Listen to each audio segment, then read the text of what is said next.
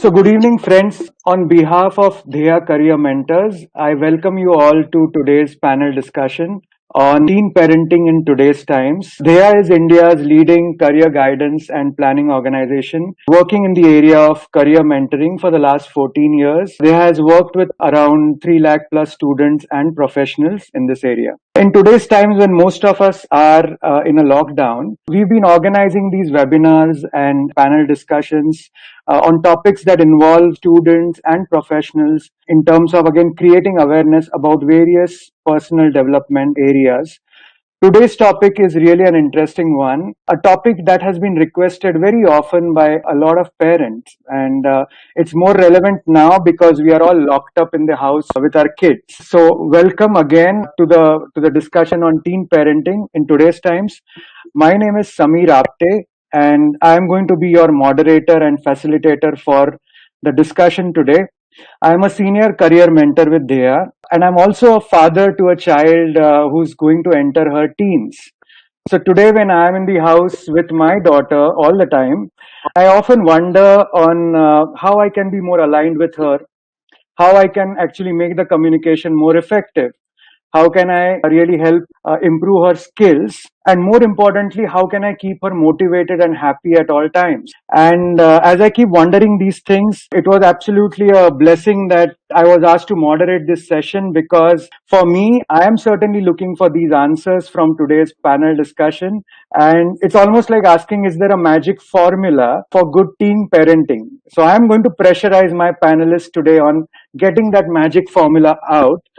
I'm super excited to be here today, as I'm definitely going to get these answers from two very distinguished and distinguished and experienced dignitaries that I have on the panel, and they are, I'm sure, going to share a lot of practical insights and solutions in the area of teen parenting. So let me just welcome my first guest. Please join me in welcoming Professor Ushaa Ishwaran. She's a motivational speaker, an educationist for the last 30 years, a life skill coach, and she's the CEO of Seek, an organization that's focused on skill development, career development, academic consulting. She's addressed lakhs of students and their parents and has conducted numerous parenting workshops. I'm extremely delighted and thrilled to welcome Ushaa ma'am. So, Ushaa ma'am, welcome to the panel, and may I request you to give us your opening comments. Ushaa ma'am. Yeah, thank you, Samir, for the wonderful introduction.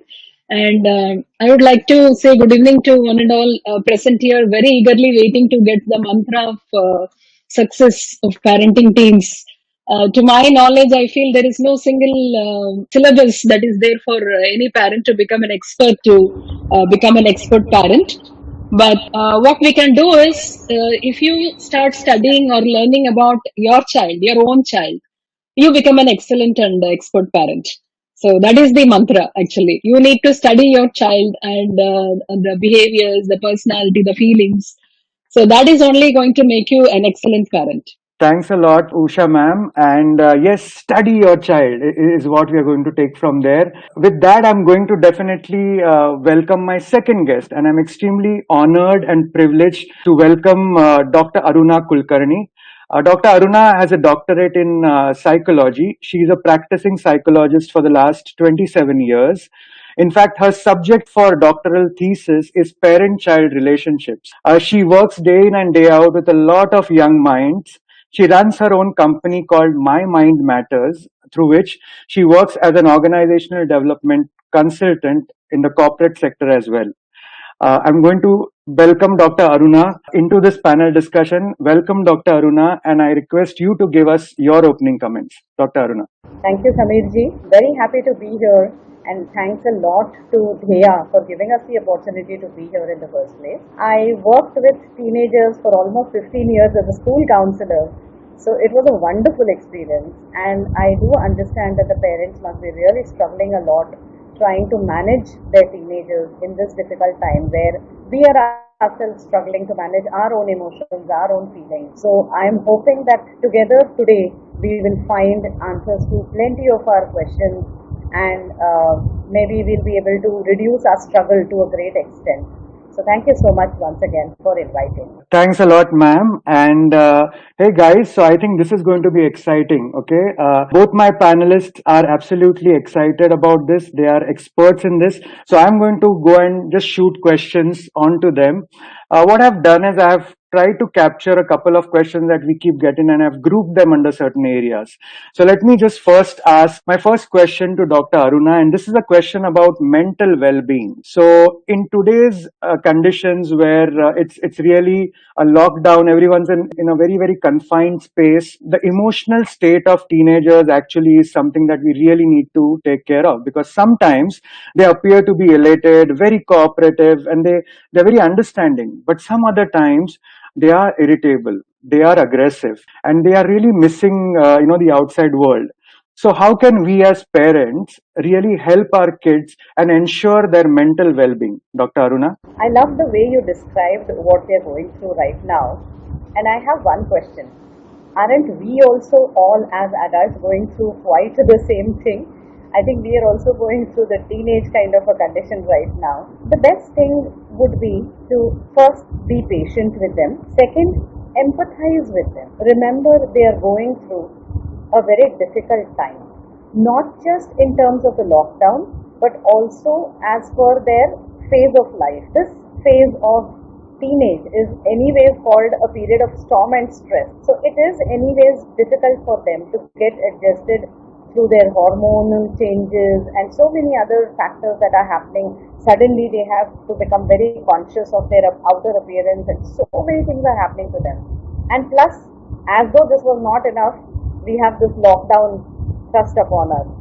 So it is not an easy task for them, and we need to be extremely patient and empathize with them, give them their space, and allow them. The main thing is to allow them to express their feelings. Thank you, Dr. Aruna. So, yes, to allow them to express their feelings and really to help them sort of communicate is what I take out of it. So, on one side, you have this mental well being, but the other side is all about the physical activity, right? Because certainly the kids are very, very active normally. But now, in these kind of times when again there are limitations, my question is to Usha ma'am now, and this one is around physical activity.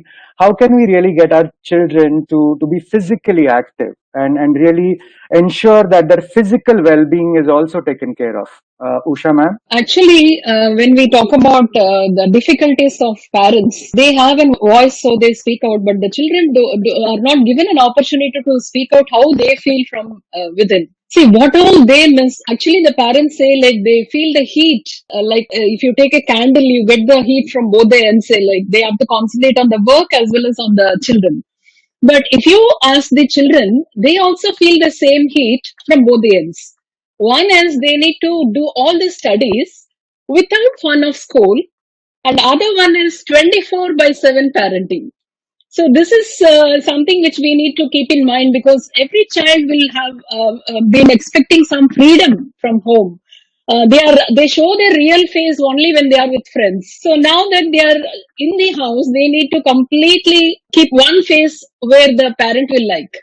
So this is one thing which mentally they get affected, and also they have to study. In addition to that, they have to study the missing lot of summer vacation, no travel, no movie, no trips, and there is no socialization. They can't explore nature. So everything is being cut off, but the schooling still goes on. They have to study. So when this happens without a physical activity, let me tell you something about how the brain works when they are sitting idle. See, the oxygen need to go to every part of the body. That is very, very essential. That is, reaching out of oxygen does not happen with any medicine. So it happens only with the help of blood circulation, and the blood circulation is related with physical activity. And we sit at home. Maximum we walk around inside the house, and that is not sufficient enough for the children to have a blood circulation throughout their body, especially to their brain. So 25% of the blood has been used by brain, and once it has been used, the children feel very lousy, and they feel very tired and boring. So to improve that, we need to have 30 minutes of physical activity every day. And the physical activity, we can do yoga. I mean, we can do some they can do some aerobics using the YouTubes. Or I have a suggestion for children, like whatever may be the size of the room of your house, make the child to skip for 1 minute at a time. So when they skip for 1 minute, they skip for nearly 100 to 150 times. So this is a vigorous physical activity which will help the children to have a complete blood circulation right from toe to head. So this is one thing. When they do that, they need to inhale a lot of oxygen. So oxygen should be transported through this blood circulation throughout the body. So this particular physical activity will make the children very, very fresh, and they will be concentrating on the work whatever they do. And apart from that, we can do a lot of physical activities with the house. Within the house, we can run around and we can do fitness and housework. We can do some walking within the house. They can do some cleaning the house, gardening, or finger muscle exercise. All those things can be done. But this 1 minute of vigorous physical activity will definitely show them a difference. Even parents should do that, because even they are in a lot of stress. So 1 minute in the morning, 1 minute in the afternoon, and 1 minute in the evening will give the entire physical activity which has been missing for them all. Wow, didn't realize that 1 minute can be so important, right? Throughout the day. Great pointers. So I have a follow-up question for Usha ma'am. So of course, physical activity is also connected to appetite. Now, one of the things which is important is that the kids definitely take care of the nutrition, and their appetite is also something that parents can take care of. In this kind of a lockdown, we see that either the kids have lost their appetite, they're really not focusing on what they're eating, or they're craving for the junk food that they're normally used to. So in such a scenario where we have to take care of their nutrition and of their appetite, how would you suggest that we help our kids with the right amount of nutrition and the correct appetite? Usha ma'am? Yeah, actually, this lack of appetite and eating more both happens. And the lack of appetite is because they have a lack of physical activity. So that can be resolved by increasing the physical activity. And when people eat more, that is more related to mind also, like mind related stress, or the fear what they have, craving, like then they may try to go for more eating. And more than that, the uncertainty what they hear from the parents when they discuss about what is happening related to the news, what they get every day, whether the schools will be open or not, whether the business is going to run or not, how they will be in their financial crisis in these days. All these things, when parents discuss in front of children, the children will get a panic, like what is going to happen to my life. That uncertainty will also lead to a lot of eating, because they do this overeating to distract in suppressing their negative emotions. All these negative emotions are because of the fear and stress. The stress is mainly because the school side, they teach a lot. In school, generally, they go for 8 hours, but the general study time is not more than 3 hours. They'll be having lot of breaks in between, but the school does not keep that in mind, and even the parents don't keep that in mind. So from morning till evening, they want them to attend the online classes, which is impossible for a child. So that stress, and beyond that, if they go and handle a mobile, or they stay with the technology, immediately the parents will come and bombard, like saying, like, no, no, no, you're always using a mobile, you're always with screen. So the lot of fear and stress make them increase their food habits, like they eat a lot. And one more thing is the boredom. When you're bored, like you don't have anything to do, then you look for something. You want some activity to go on. That activity will be nothing but eating. If they look some snacks somewhere, some chips, or some French fries or something, whatever they see, they start eating. So they may not be hungry, but still they'll start eating.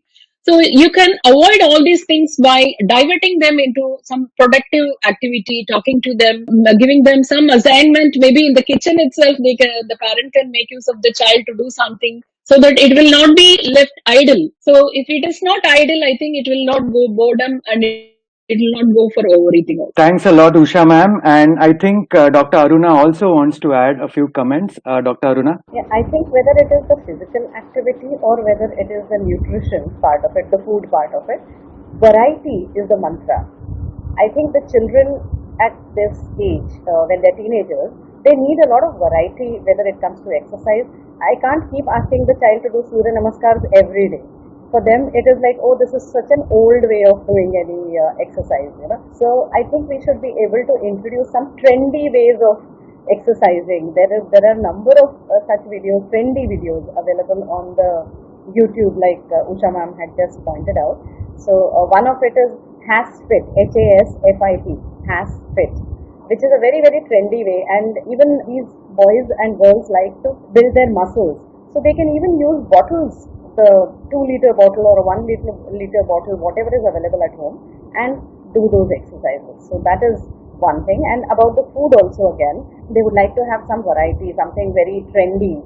So that's where our creativity as parents is going to get tested, that the food has to be nutritious and yet it should look very trendy and attractive. Thank you, Dr. Aruna. And I have learned a new word, has fit.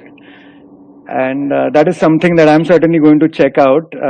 And the idea of bottles is certainly something which is very exciting, as well as Usha ma'am talking about how boredom is one of the things that definitely impacts the appetite. So I think, and it goes hand in hand with the physical activity, the boredom, and certainly there are ways to handle it. So thank you, both of you. Let me go on into an area which is really something about expectations. And this is my question to Usha ma'am again. You know, parents expect a lot from their kids, right? And a lot of times kids are actually getting stressed due to parents expectations. So in terms of parents expectations, how should we ensure that expectations are not pressurizing in any way, but expectations are something that is actually motivating and supporting the kids growth?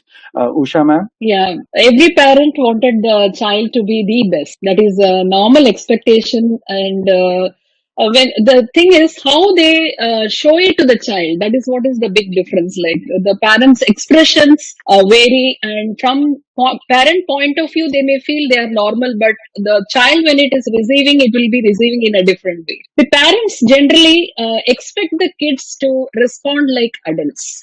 So that is where we make a mistake. And always the distant grass will look green. So comparison is one thing the parents bring in, and that is what spoils everything in the family. Because when you compare, what happens? The child will have a bitterness towards whom you're comparing with, whether the siblings or the friends or the classmates or the neighbors or the friends, relatives, whoever it is. Naturally, the child will not like. I will tell you why the child will not like. Because one day, if you see the child saying, Mom, my friend's mother is very kind, very sweet. She never scold her daughter. Why can't you be like that?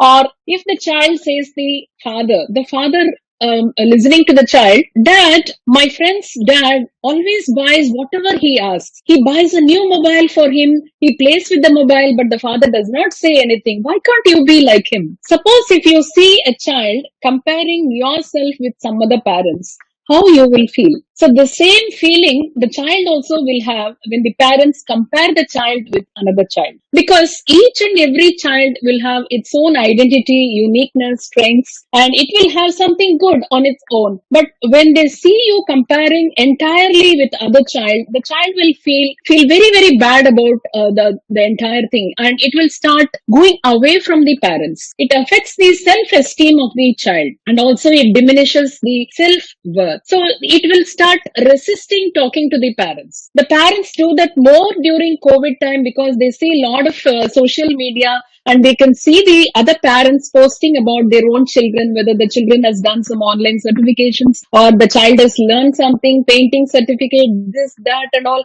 They used to post a lot of things, and this parent also will compare and feel, my child has not done anything like that. So this comparison will lead to a disappointment and stressful situation for the parent as well as for the child. So the children can react only to their level of understanding. We cannot expect more. So when you see this teen, we need to accept four things actually. The 4 A's of teens, that is, they will be in anger, they will be arrogant, they will be in argument in nature, and also aloneness. These 4 A's we have to keep in mind.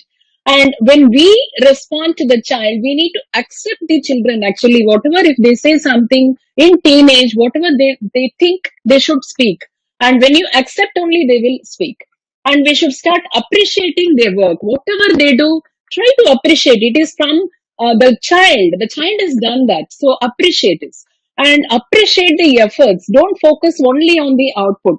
Appreciate the efforts put in by the child, and also take advice from others if you are not able to counsel your child, and ask the child what it feels. So these are the things the parents have to deal with the teenagers, because the child will be arrogant, the child will be talking in anger, the child will have argument with you, it will feel aloneness, it will go away from you, it will look for a room and lock inside and it will stay alone. So this type of attitude is quite common in teenagers. So we need to keep that in mind, and then expectations should be based on some realistic expectations, and we need to accept the children however they are. And we need to also bring in a thought of power of yet.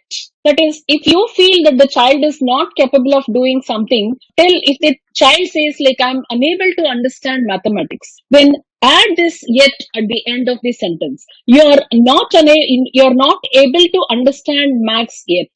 That means this moment you're not able to understand, but that does not mean that throughout the life you will not be able to understand. So this will give some hope for the child, and it will feel so nice. Yes, my mom has understood. My parent is trying to help me, mentor me, support me in learning that particular aspect. So this is how in parenting we need to concentrate on appreciating the children and see that yes, my child has some strength. Why don't I analyze that and enhance that skill? Why should I compare it with others? Realistic expectations of the parents will make the child as well the parent very happy. Thank you so much, Usha ma'am. And the word that I catch out of all of this is yet. If a child does not know something, it is the child does not know something as yet, and there is always room for the child to learn new things. So let me just connect it to a question I have in my mind. We talked about unique strengths, and we talked about unique qualities. So since you are somebody who's also involved in skill building, let me ask you this. So how does a parent actually identify the skills or the unique qualities that the child has, and how can the parent actually in a very structured way help sort of enhance those qualities so that the child actually is able to understand how it will help them progress in life. So it's really about identifying the strengths, and how can we help them in terms of enhancing their skills. If you could give us a little bit of your opinion on this. Yeah, see, when you need to understand the skills of your child, first you should allow the child to perform. If you keep stopping whatever they do, if you still keep commenting on the quality of whatever they do, like they'll stop showing you what they know, and they will stop telling you what they know. So that if you don't see the performance, or if you don't see them how they perform or do something, you will not be able to identify. Even the child will not be able to identify what the strengths they have. So I feel that you need to allow the child to perform first of all. You need to listen to the children, whatever they say. See, some cases, what happens is some children will be performing some acting in front of the friends, whereas the parent may not even know that the child has such a capability to act and all. So these things and all, why the child is hiding from the parent? Because there is no encouragement from the parent, and parent may say that no, no, no, this is time for studying. Don't go into acting and don't waste your time. So this stops the children to perform in front of the parents. So never stop anything. Allow the child to do whatever they feel like doing. And one more thing, the parent always wanted to give instructions for the children whenever they do any activity, so that they become a supportive parent. When they become a supportive parent, the child will know only to follow the instructions of the parent, and it will not be able to think on its own. So when it is not given an opportunity to think on its own, it will not be able to bring out the special qualities what it has. The strengths of the child will not be seen. So I always advise the parents to be like a coach, not like you don't support the child, leave the child, let it take some decisions, let it learn from the consequences. The experiences should be taught to them, then they will know how it will be in future also in life, how to face those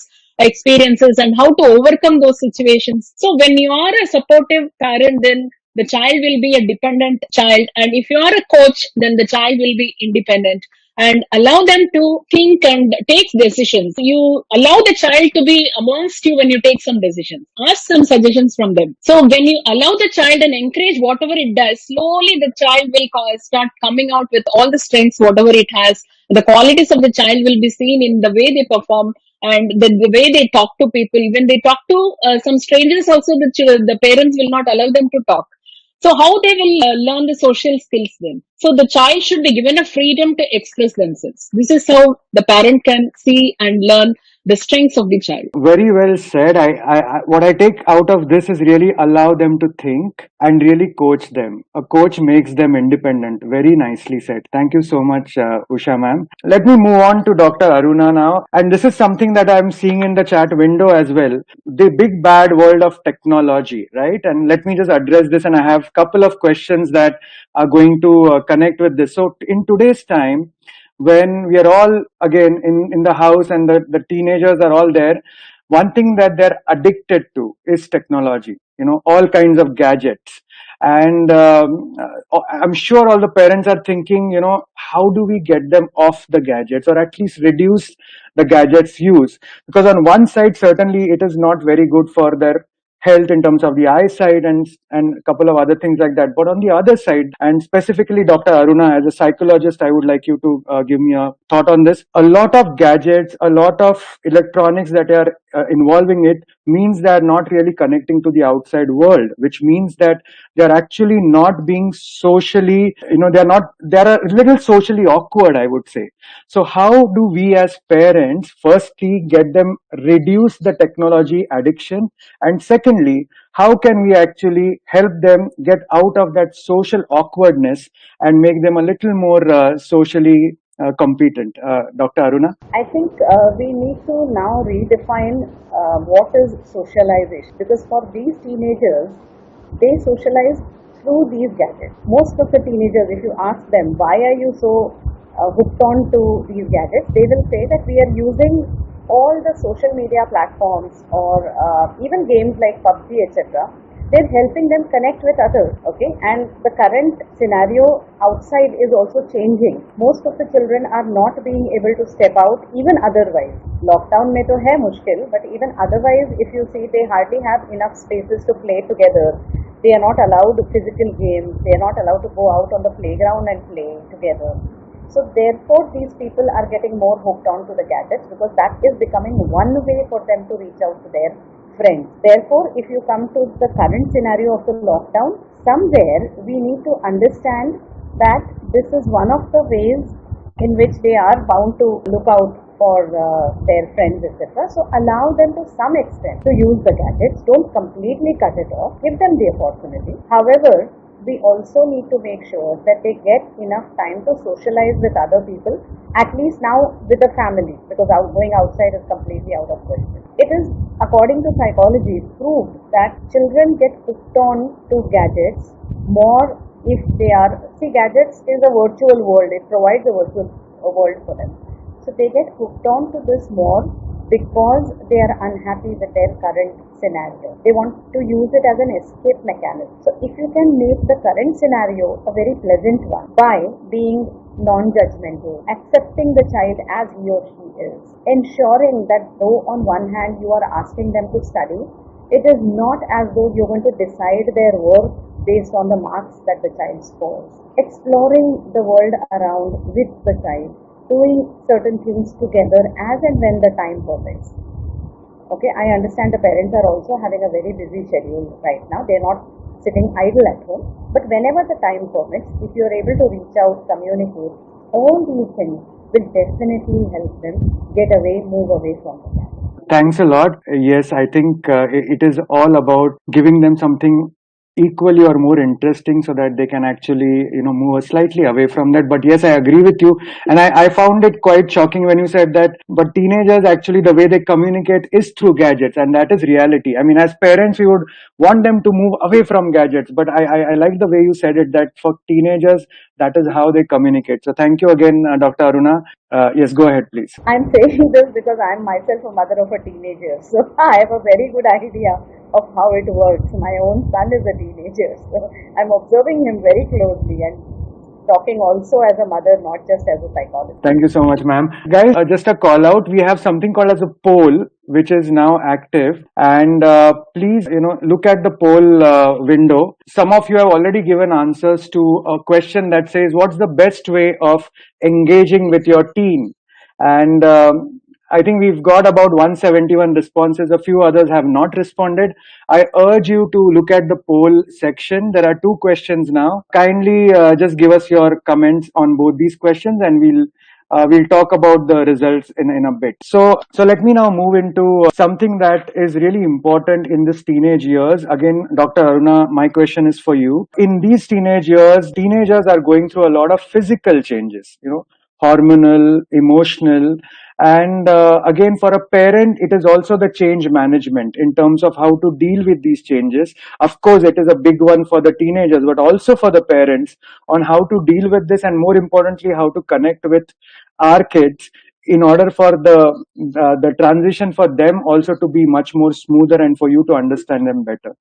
Dr. Aruna? I think the best suggestion that I could give to these parents is just sit back, close your eyes, go back to your own teenage time and try and connect with how you felt at that time. What were you going through? What were your thoughts, aspirations, etc. Having said that, yes, like I said a little while ago, if you're able to empathize with them, it really helps a lot. Understand that their brain works differently. Right now they are going through a period of a lot of changes, and they are struggling to accommodate, adjust to these changes on one hand, and on the other hand there is tremendous pressure on them to prove their identity. So their brain is at this point of time working differently. They are living in the here and now. They are also dealing with tremendous peer pressure. So they're struggling with the here and now. They are trying to test the limits that are put on them because they want to prove their identity, and they have very little understanding of the big picture. A lot of rules, regulations, and about how the corona is affecting worldwide, etc., is not going to be easy for them to understand. Therefore, we need to slowly sensitize them, help them understand that these things are happening. We cannot step out. What are the reasons? How it is going to affect them directly, rather than how it is affecting us at a global level, etc. And this storm and stress, again, is a changing period.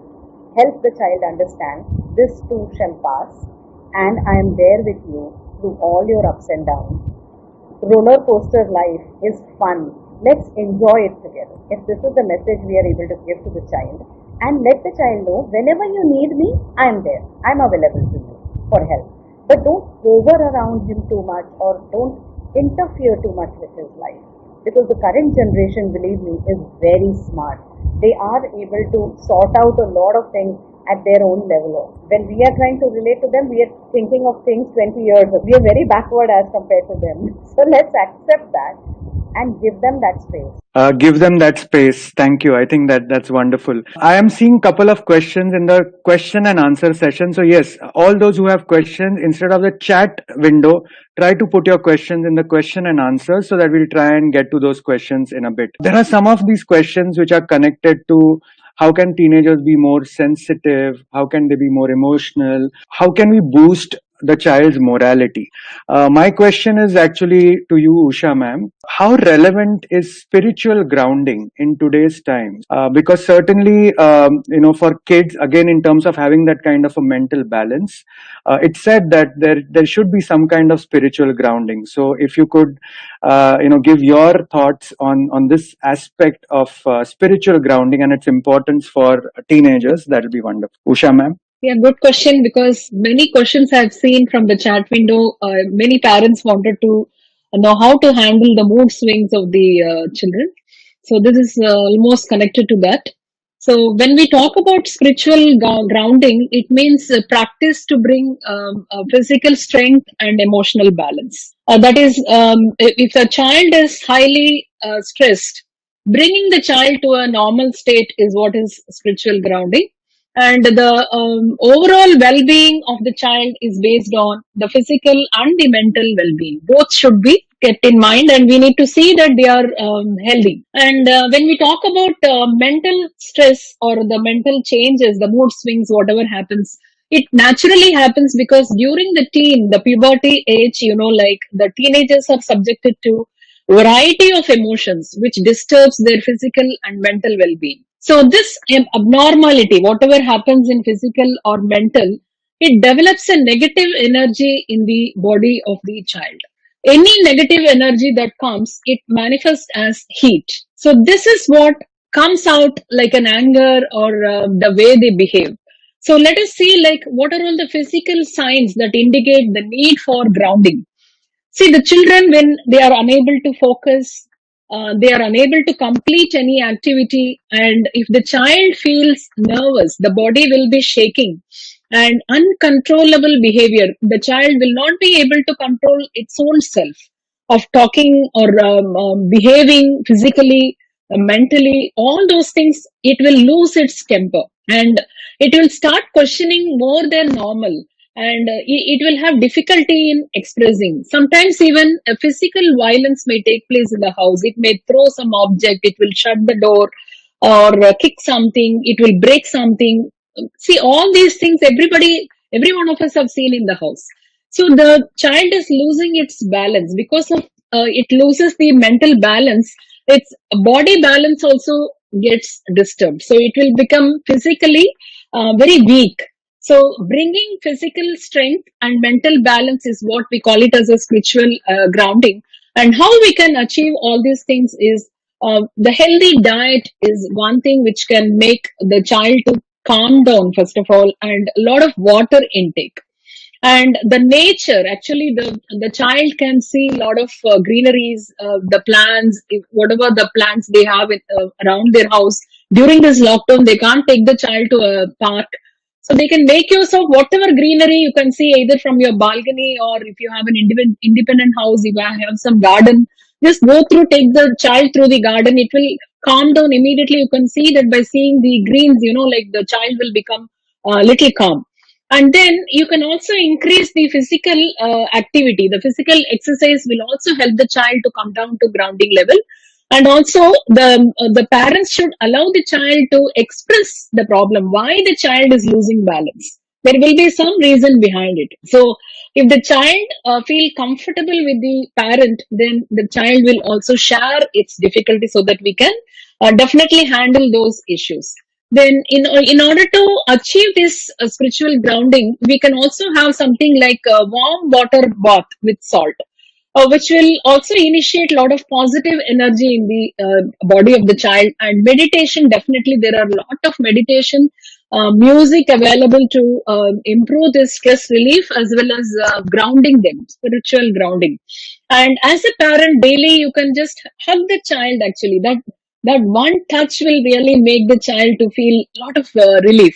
See, when we come home with a lot of stress, physical strain and tension, we just come and sit in the chair, and suddenly if you see the child coming and falling on you and hugging you, you will feel that you're relieved from a lot of stress, whatever you had. This is a wonderful magic thing which will happen, and you can hold the hands of your kid. That is also going to help the child to calm down.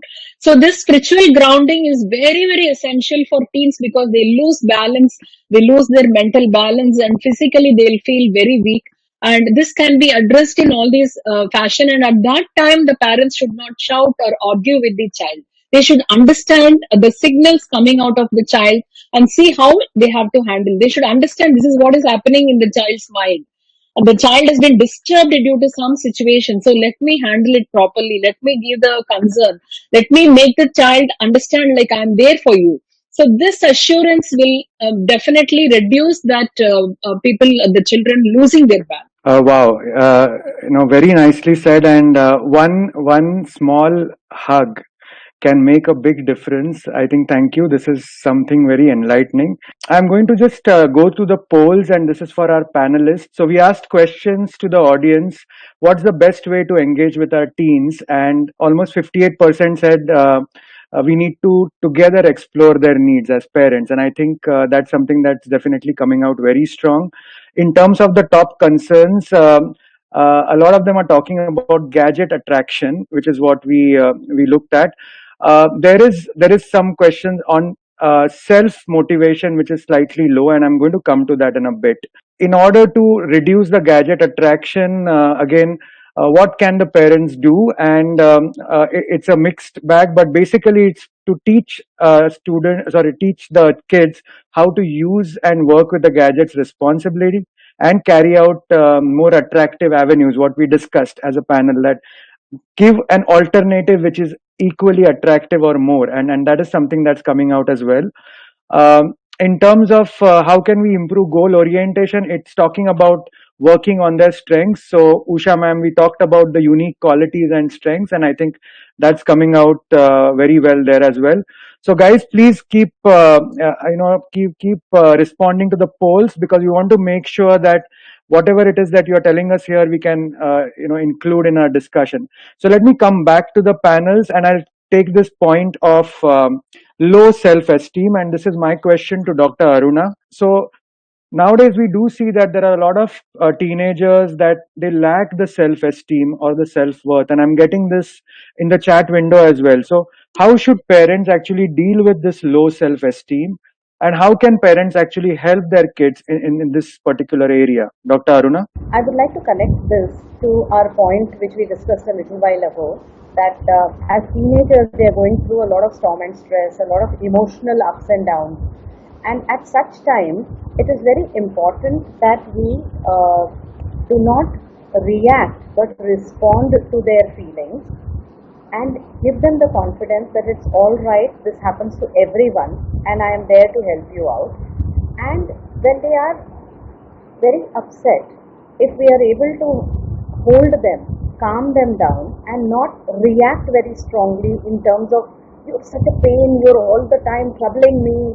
If we are criticizing them, and if we are judgmental towards what they are saying, that is automatically going to bring down their motivation, their self-confidence, their feeling of I'm wanting to do something. There's a psychologist called Piaget who studied the different phases of a child's life, and according to him, the teaming is the industry versus inferiority phase.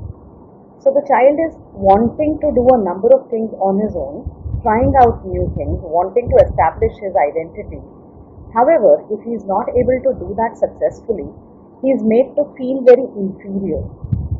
And that is where he starts losing his motivation. And like I said, variety is also the big mantra.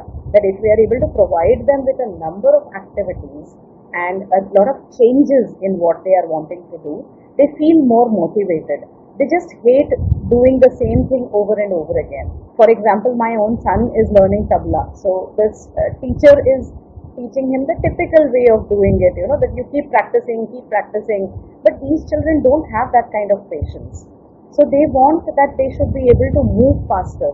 Then he started losing motivation for tabla company. And then I had to, find newer ways of developing his interest, developing and motivating him more to get involved in this activity. So motivating them would definitely come if we are able to, first of all, be non-judgmental, encourage them, help them with these mood swings, because that is sometimes pulling them down completely, and giving them a variety of things to try out, and appreciating and encouraging them when they are doing it well. Thanks a lot, Dr. Aruna. I am seeing a couple of questions connected, so let me just call it out.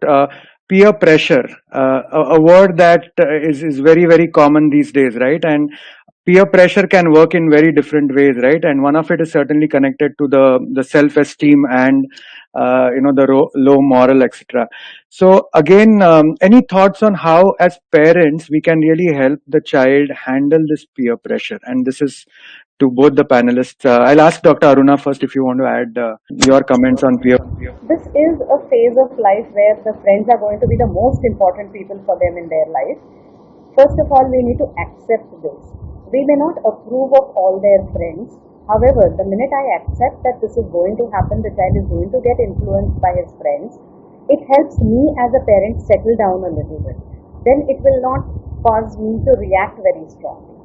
Second thing is, time and again, if I keep talking to my child and help the child develop this awareness that I am good by myself, I don't have to copy anyone, I don't have to allow anyone to bully me, or that my friends don't decide my worth. I am worthwhile already, and I don't have to depend on my friends to judge me and decide my worth. That would really be a very big help to the team. Thanks a lot. Usha ma'am, any comments on peer pressure? Because you work with a lot of young kids, and I'm sure that you heard this word very often. So Some thoughts from you. Yeah, peer pressure is not only with children, even with adults, because we see somebody and immediately feel that why we are not having that, why we are not able to do like them. So this comparison amongst our own self happens, and especially with the children, they are too young to decide like I'm the best and I have everything. The self confidence, the self content, what they have been provided by the family members, their parents, and the Almighty, it takes time for them to understand all these things. So, a clear communication between the parent and the child will resolve all these issues.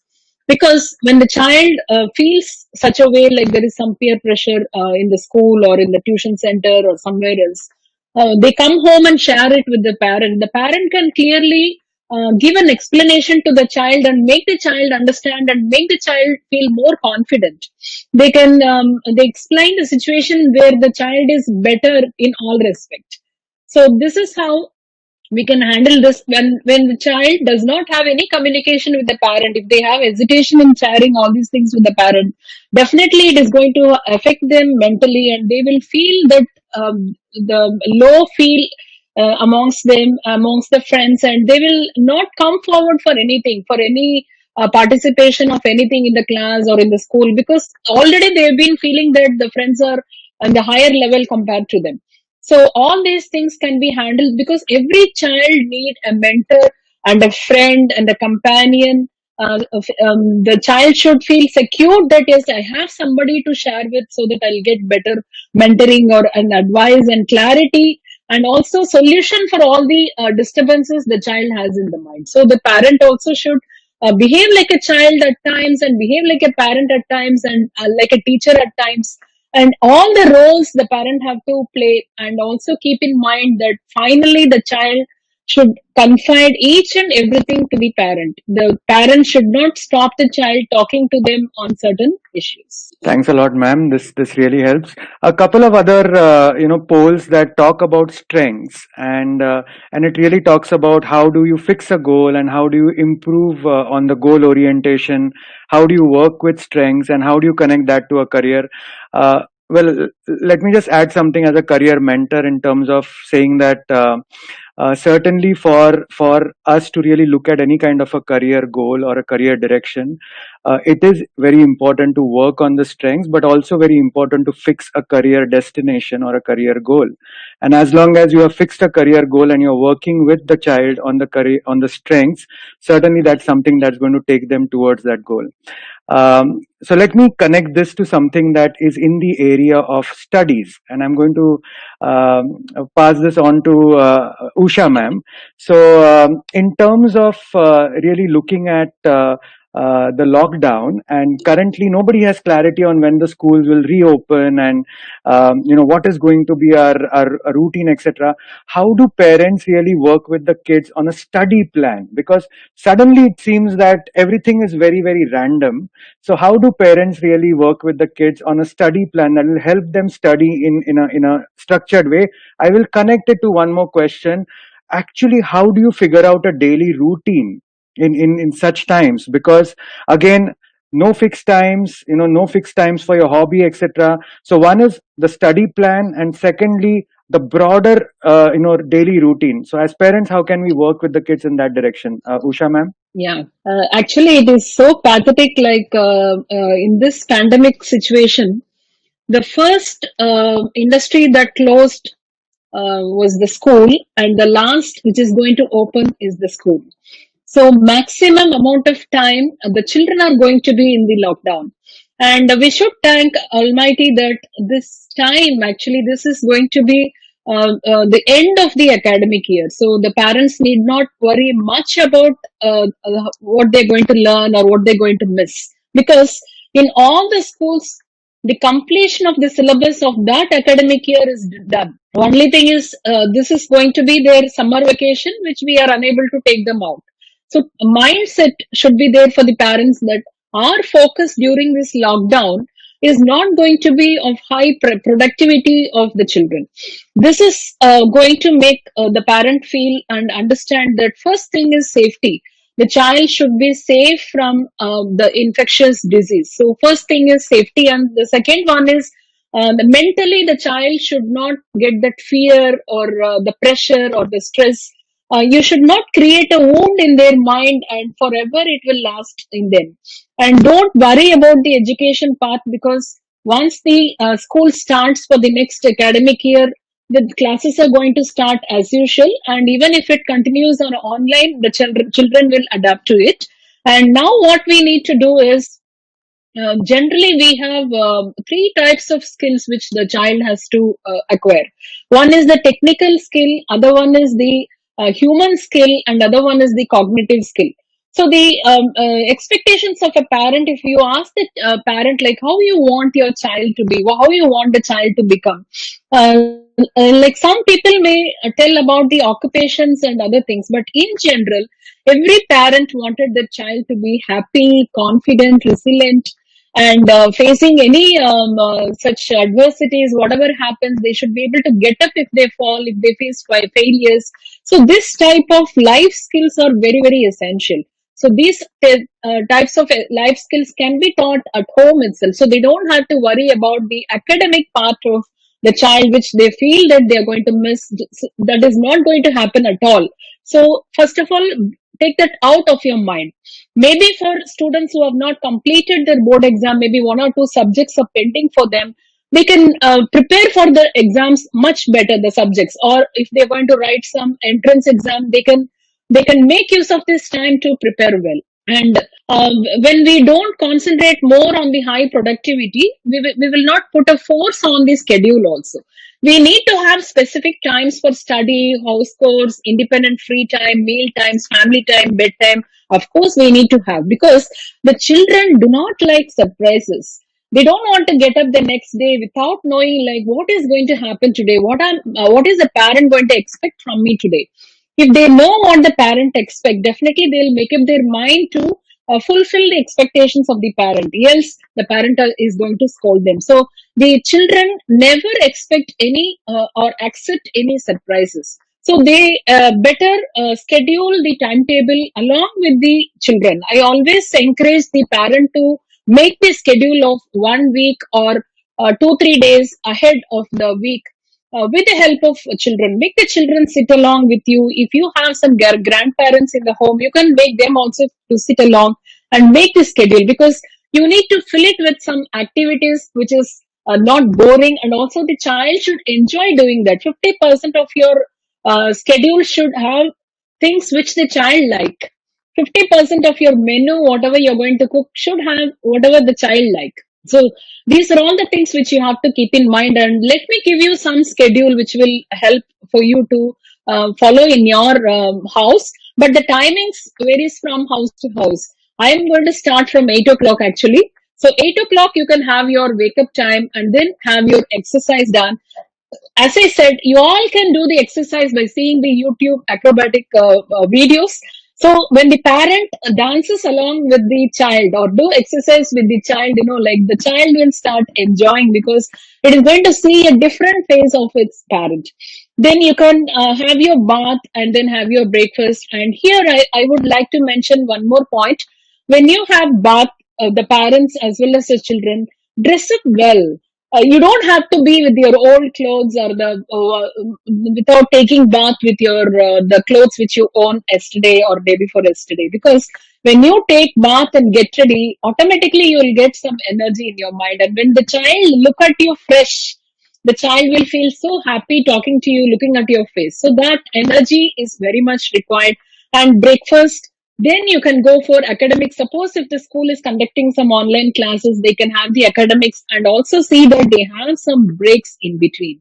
Because if it is in the class also, there will be after 15 minutes, there will be a break and the child will go out and come drinking water, and then the next teacher will come. So now they don't have anything like that. They don't have, the children don't have their friends to talk to, crack jokes, beat them, fight with them, the friendly fights, everything is missing. So you cannot expect the child to concentrate totally on 50 minutes or 60 minutes continuous classes. And then you can include some life skills, what you can teach. Right from the kitchen, you can take the child to the kitchen and show them the dry items, what we have, right from the rice, dal, tamarind, and all these seasonings, whatever you have, because the child see only the finished food. that comes onto the table. It will not know how it is being prepared. So the mother can explain how it is being purchased and how it is cooked, prepared. Even I encourage if the parent include the child in deciding the menu. And then comes the lunchtime. Everybody should sit together without any device. They can sit together and eat. While eating, they can talk about the food what they are eating. The concentration of eating the food should be taught to the child. Many of the houses we don't have that now. 99% of people watch something while eating, whether they go with the mobile or with the TV or movies. They see and then they eat. So this is a very very bad habit, and you people have to inculcate in the child, like when you eat something, concentrate on what you eat, and more than that, how to eat. This is also very very essential. We have been listening to people telling like you need to drink food and chew water, and many people do not follow that. Actually, this is a wonderful healthy practice to teach the children how to eat. So when they take one spoon of rice or dal or rotis, they need to chew it for nearly 40 times. So when they do that, lot of saliva comes, and that gives a signal to the brain, and the brain gives a signal to the small intestine, saying that this is what is the type of food that is going to come to you. So you secrete the acid to digest that particular food. So this is a wonderful practice in this COVID time, when you have the opportunity to sit together and eat. Teach the child how to eat, and then you can relax for some time, and you can have some unstructured playtime for the child. And again, you can start from with some academic activities, like online you can learn something new, and then you can have the snack time. During snack time, better avoid oily food and have some fresh cut fruits. And then you can play some indoor games. If you have a backyard, you can play cricket or throwing balls, balloons, catching the balloons. All those things can be done. And then you can give some time for the children to have a screen time. Then the reading time should be there, inculcated in your schedule, because the children do not have a reading habit at all. So let them read. I make my son come to my kitchen and read out the recipes for me when I cook, because I involve him while cooking, as well as he will also improve his reading habit.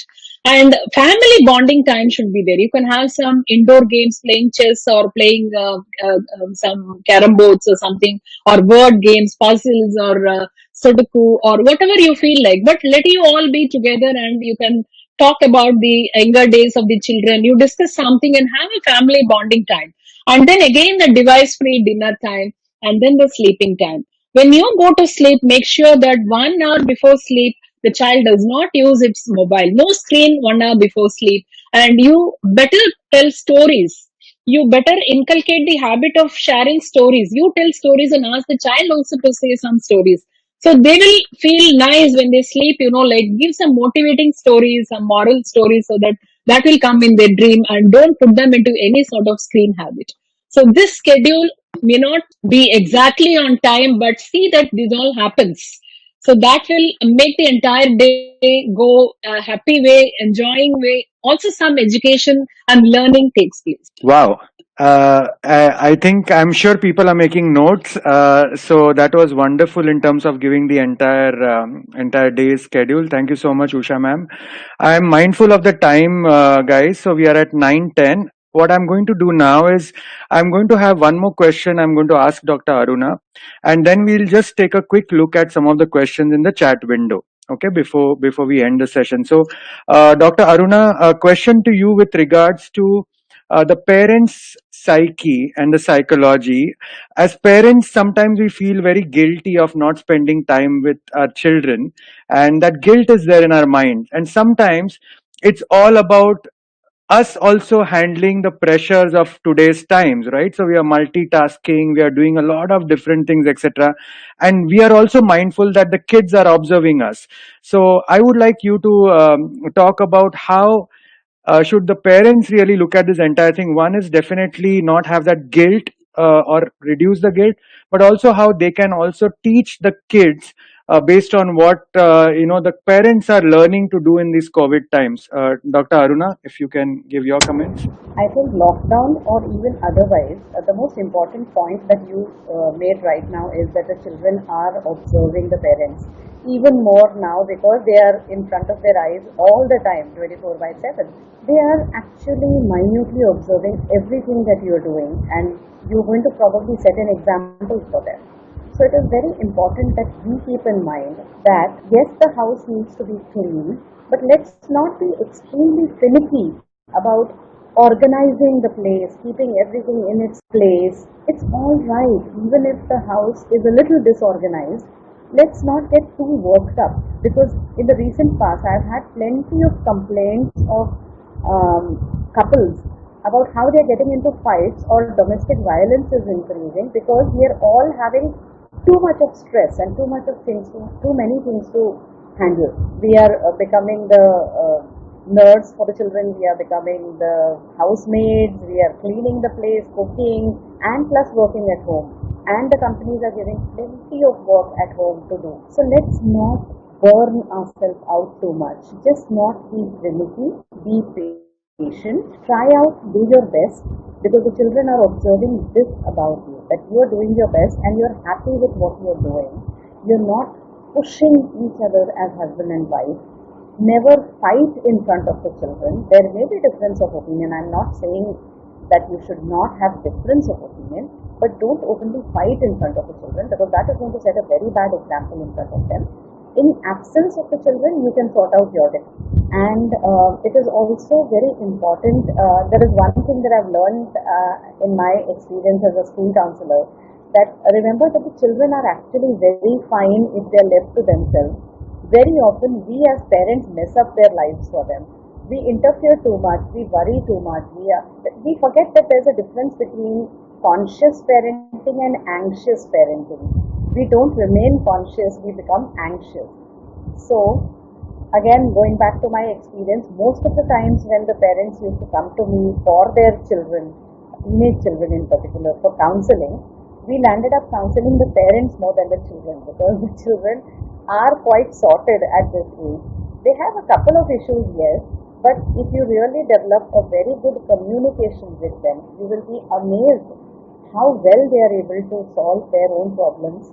A little bit of support here and there will be of value to them, but that's it. Don't overdo it. Don't take that guilt on your mind because no matter how much you do for your children, it's never going to be enough if you think that is the way it is.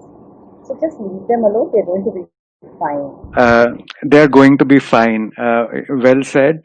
So I'm just going to look at the polls again. And guys, maybe this is the last time you're going to take a look at the polls. So when we asked you, how do we as parents help the teen handle peer pressure? Again, it was a mixed bag, but most of them said actually 30% that be a companion or a friend, and that's what we did talk about in the panel discussion as well. Um, a question that says, what will help your teen build a great, happy career? It's a combination of personality development and the skills, life skills. So certainly, Usha ma'am talked about the life skills which are required, and Aruna ma'am, Dr. Aruna talked about again personality development. I think that goes hand in hand with regards to helping our kids actually build happy careers. Uh, I have one last question for Usha ma'am before we just quickly go into the questions on the chat. This one is on the dangerous world called the word called marks. So in this entire education journey, if there's one thing that is a very very scary thought is how do we put how do we perceive people, and a lot of times kids get perceived as intelligent or not intelligent based on marks, and again that is something that's also connected to admissions in the way everyone's so hyper about the admissions that are going to come up next.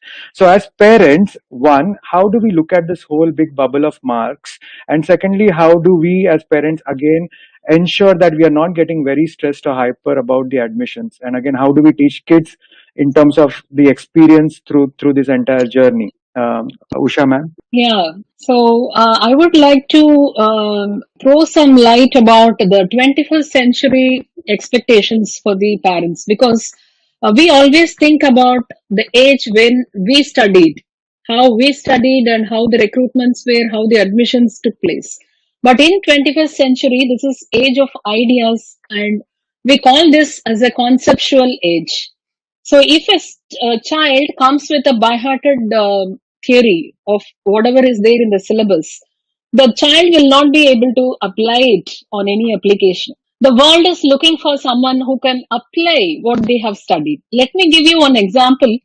If I remember correct, on January 30th, I think, there was a news in the paper regarding a baby elephant falling into a small well, and it got trapped, and they were not able to take the baby elephant out of the well. So they went and took a help from the forest department, and the forest department officers came and observed that, and they filled the well with water, and using the Archimedes principle, the small elephant, baby elephant, floated and it came out, and they could save the small elephant. This is what is the need of the hour, because the Archimedes principle, whatever they study in physics, that is in the 8th standard or 9th standard. But when they study only for exam sake, for getting marks, and they don't understand the concept or the principle very well, they will not be able to apply it in real life.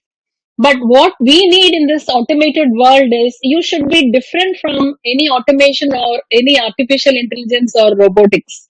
So all these machines do something. When you give a mathematical formula, any problem which can be solved using a mathematical formula can be solved using artificial intelligence. But as human, how we are unique from automation, or how we are different from all these machines, is our creativity and problem solving skills.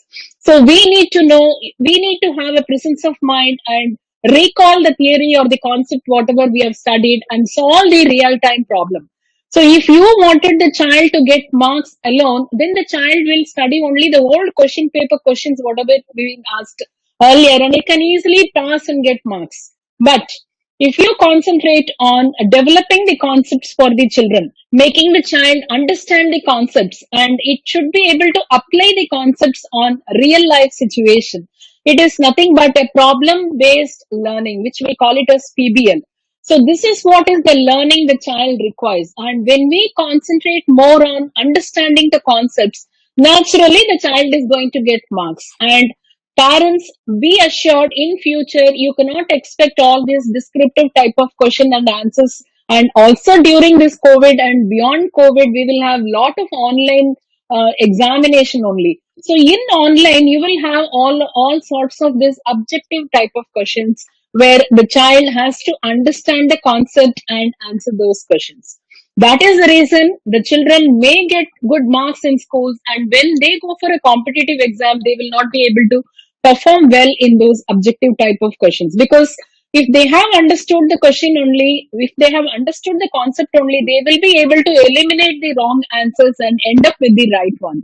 So for this, they need to understand whatever they study. So we don't focus and force them for getting marks. Concentrate on how they understand the concept, and concentrate on the process or the efforts they take in understanding the concepts. And I also request the parents to involve with the students when they study, and don't put the blame only on the institutions or on the child. So as parents, we also have the responsibility to be along with the child during the process, so that you can ask the child for the results, because you are there during the process. Without taking part during the process, or when the child is preparing, if the parent is going to blame the institution or the child, it is of no use. So be a part of the child when it studies. During this lockdown, make it as a point that you explain the concept using lot of YouTube videos, wherein you have explanation for many concepts, physics concepts or chemistry, biology, whichever they don't like. And also I insist the parents to make sure that the children understand the mathematical skills, because maths is going to be very very essential in future to understand or learn all the new technologies, especially the data science, and all those things are based on the basic mathematical knowledge. So try to improve, because maths is something very easy if they understand. They don't have to by heart anything. So you can help the child, help the teachers. Now they are free enough in the school. They can chat with the children online, and the children can clarify all the doubts whatever they have. I feel it as a wonderful opportunity for the parents as well as the children to clarify all the doubts whatever they have on the basic concepts, and also improve their life skills, and also the human values and ethics and morals which they need to learn. And you can concentrate more on developing their self confidence, empathy, emotional intelligence, people management. All these things are need of the hour. So these are all not taught in the school. The school teaches the subjects, but when we want the child to be confident, positive, and emotionally intelligent, empathetic, people management, leadership qualities, adaptability, flexibility, resilient, all these parameters can be taught only by practice and by involving them in activities. First, we have to follow that, then the child will automatically follow. So take this time as a wonderful opportunity, and see that the child learns the maximum from home, which is very essential for the children to face all the new challenges which they are going to face in future. Wow. Well said, Usha ma'am.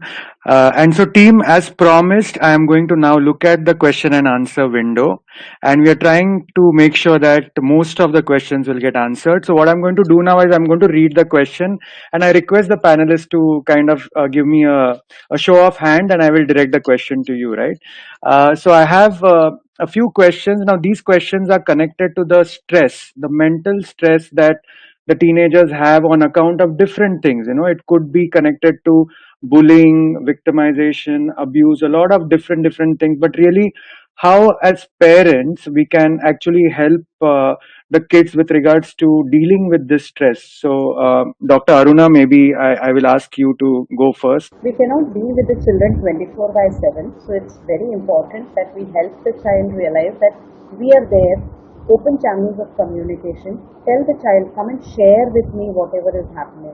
I will try my best to help you out. And instill a lot of confidence in him, because these experiences will probably pull down his confidence. I'm being a little conscious of the time, so I'm being very brief in my answer. The other set of questions is around how do we convince adamant children to do something.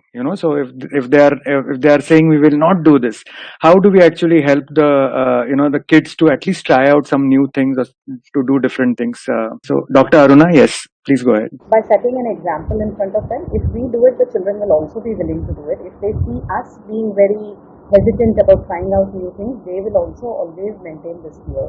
So, and plus instilling confidence in the child, you go ahead, it doesn't matter, even if you fail, I am there to help you, I am there to hold you, and I will never let you down. I will always accept you in spite of your failures. That's really nice. I will accept you in spite of your failures. The next one is for you, Usha ma'am. How do we help them handle failure? I know you are a motivational speaker and you have talked to a lot of kids with regards to this topic. So how do you manage the failure part? Yeah, of course, all the winners have to fail one day and learn from failures. So this should happen from home when they start doing, even while learning cycling, nobody starts cycling all of a sudden, like we fall many times and then only we learn like how we should not do any mistakes so that we will do the cycling in a better way. The same thing happens in life also. So when the child fails in something, it is the responsibility of the parent to encourage the child, saying like the real success is not actually success. I mean, the getting marks or succeeding in something. Actually, when you fail in something, if you are able to learn something from the failure, you are the most successful person.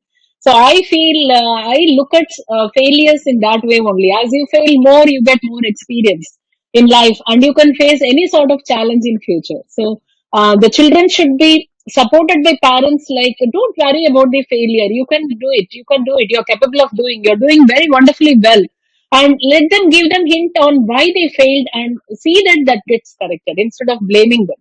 So this way the child can improve the self confidence and try once again without any hesitance. Thanks a lot, ma'am. There is a question which is basically around from Kishori. It said, "To what extent should we influence careers choice of our child?" And I know that all of us on this call are actually career mentors. So I'm going to ask both Dr. Aruna as well as Usha ma'am to give us some thoughts on to what extent should we influence career choices of our child. Dr. Aruna, if you want to go first. I think our generation believed a lot in marks, and then because of the marks, getting into engineering and medicine. But today the world is changing. Please think of multiple intelligence as a concept. People are excelling even with fashion designing or hotel management. These children are very lucky. The world is opening up to them, and there are plenty of options which we had never even dreamt in our mind about. So let them make their choices, go to a good professional, seek help rather than us influencing them, because we will typically then pile on our incomplete dreams onto the child. So please don't do that. Please be wary of that. Usha ma'am, anything to add to that? Yeah, actually, as parents, we may have limited awareness about the careers available. So, definitely, a professional with lot of analysis, like they will be able to guide the child in the right way. And it is not just like that, seeing the marks, you decide a career. You need to see the mental abilities, you need to see the personality traits, strengths, and their interests in which they do well, and based on that we need to design a career path. It is not straight away the child goes into a college and it will be able to adapt. So but when it is studying in the ninth standard or 10th standard, they need to identify the real skills of the child and what it will be better, in which job or the career the child will be more happier. Because when we talk about job and career, job is something which they work for money, and career is something which they go with passion. So we always want the children to choose a career only, not a job. So when they need to choose a career, they should be happy, they should have an interesting job, they should really feel that the content of working.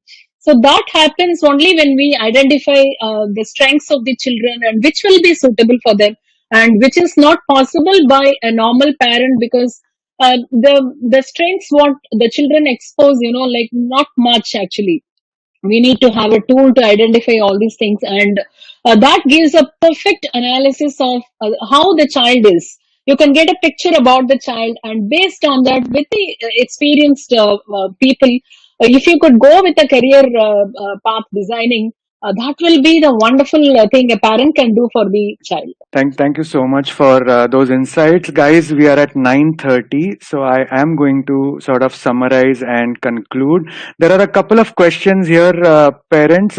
We have addressed it in some way in the at the start of the session, connected to gadgets, connected to how to handle the emotional well-being of kids, sensitivity and all of those other things.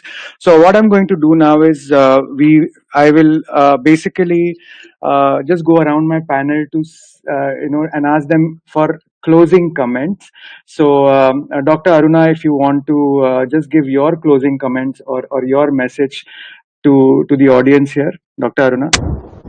Yeah, like I have been saying, it is very important to remember this generation is quite sorted out. It's only that they have a lot of information which they don't know how to handle. So, our role as parents is more to help them compartmentalize and understand how to, which part to take and which not to take. Otherwise, believe me, these children are more aware than us in a number of ways. So just tell them, I am there to help you out. You go ahead. I will support you and accept you as you are, in spite of all the ups and downs that you may go. That is one message that I would like to give to all the parents. And of course, the concept of multiple intelligence. Please remember that. That's very important. Thanks a lot, Dr. Aruna. And yes, acceptance and multiple intelligence. Usha ma'am, your closing comments, please. Yeah. So I request the parents not to choose what the child should do. Ask for options from the child. Many people put the child in one class and they have paid the fees, and if the child doesn't like, also they make the child to continue doing that or going for those classes just because they paid the fees. So I feel if the child the child is trying which one is better, and which area the child will be more happier and all. So give them a chance for the child to explore. You don't limit them. Like, if you like dancing doesn't mean the child also should be a dancer, or it should also become like a replica of what you are. Child is a different entity, and child will have its own like our fingerprint. Every child is unique. Every child is come into this universe for achieving something unique. So let us give the opportunity for the children to explore the new areas which we would not have seen. And the only part what we need to see that is whether they are safe when they use the technology, and when they go for new friendships, we have to monitor that they are safe. Other than that, we need to just be facilitator and a coach, as I said earlier. Allow the children to do and let them learn from experience. Thank you so much. So, guys, I'm just going to say this, that I had read somewhere that teenagers are the most misunderstood people on the planet. They are treated like children but expected to behave like adults. And I hope that today all of us on this call have got some answers with regards to how to understand these teenagers better. I really, really want to thank my panelists today, Dr. Aruna Kulkarni and Usha Ishwaran, ma'am. Thank you so much for coming here today, giving us your valuable time, but most importantly, very, very practical insights and very useful suggestions, which I'm sure everyone on the call and me personally, I'm definitely going to use with my child, who's certainly on the eve of teenage. So thank you again for being a very fantastic panel experts. Audience, thank you so much for being a very, very patient audience. We have crossed 1.5 hour mark. We were supposed to do this for 1 hour, but we went on and on. Thank you so much. And I would say that if you need any kind of help, again, just visit the Dheya website, and certainly we would love to have these kind of webinars go on, especially during these COVID times, but certainly outside of that as well. So thank you, everyone. See you later. Stay safe, and hope to catch all of you again on our next webinar or panel discussion. Goodbye and good night. Thank you.